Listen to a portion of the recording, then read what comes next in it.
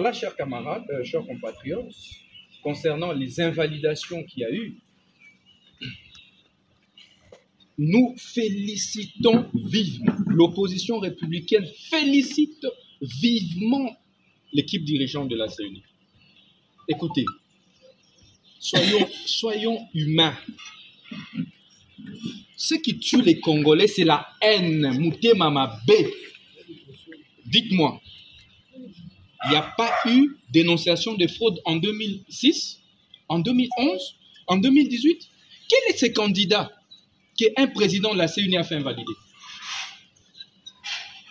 On parle de quel candidat invalidé? Tous les poids lourds, aussi bien de l'Union sacrée que de l'opposition.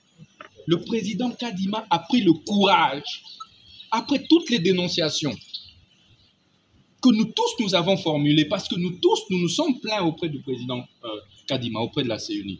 Il a entendu nos voix.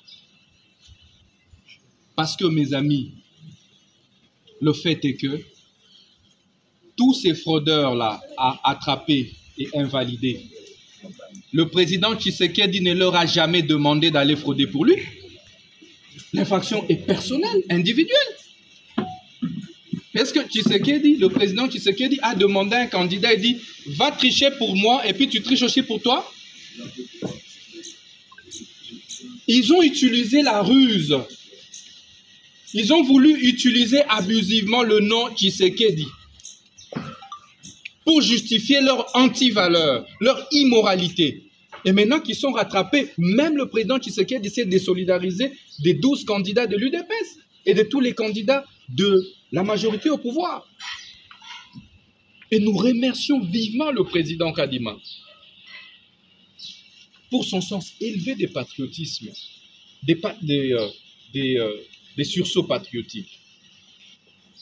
Il a réussi à moraliser la vie publique congolaise. Et croyez-moi, prochainement, vous n'allez plus assister à ces bourrages d'urnes tels que constatés. Mais maintenant, est-ce que ces invalidations, ces fraudes sont des natures à impacter sur l'élection présidentielle? Je dis non.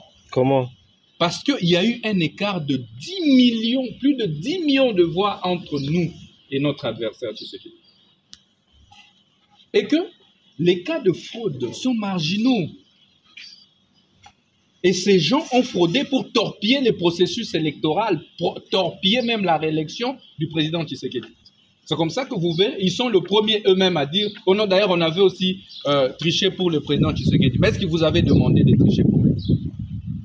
D'ailleurs, c'est extrêmement grave.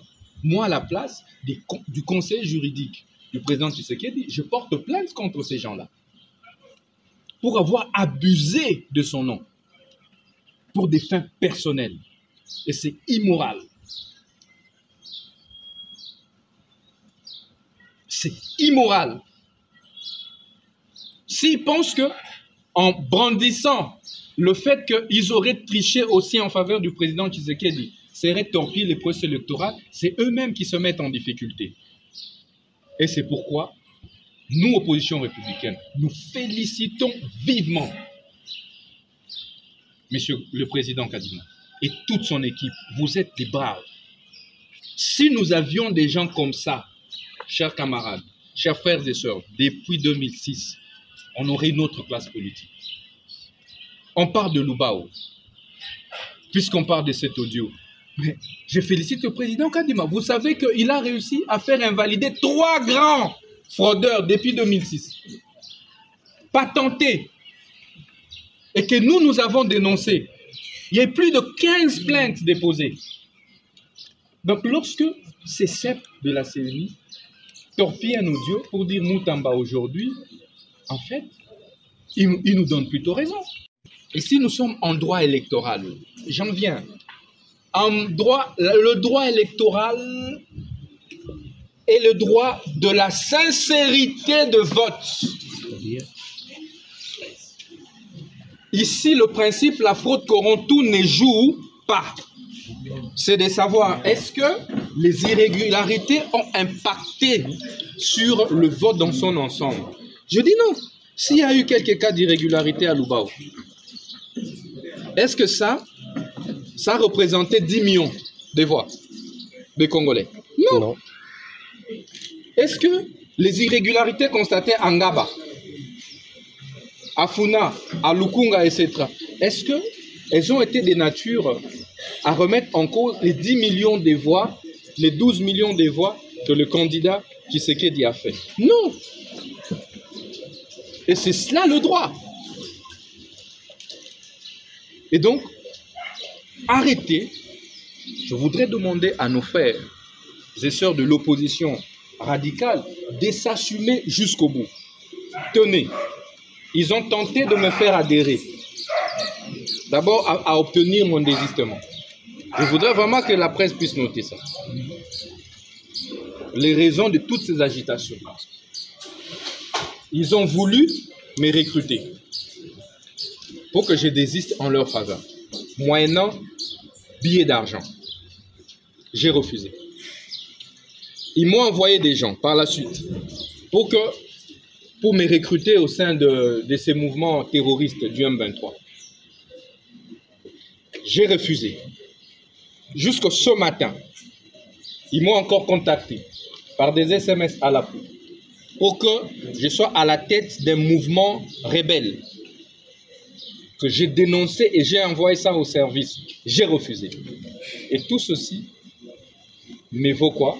Des chantages, commérages, de montage, des tweets, des audios, des vidéos pour pouvoir déstabiliser le processus électoral. Et ça ne passera pas. Pour pouvoir déstabiliser le pays, ça ne passera pas par nous. Nous avons été artisans de ce processus électoral et nous le demeurons, nous irons jusqu'au bout. Nous nous sommes battus bec et ongle pour sauver ce processus électoral. Et aujourd'hui, nous sommes heureux que ce processus atterrisse en douceur. Et que, pour une première fois, tous les cas de fraude soient sanctionnés par la CENI avant la Cour constitutionnelle. C'est une première dans notre histoire politique. Donc, elle pense que... Suffit arrêter. En tout cas, des informations en notre possession indiquent que tous ces agents qui ont contribué à la fraude ont été révoqués par la CENI. Je ne voudrais pas citer des cas de chefs d'antenne qui sont déjà révoqués.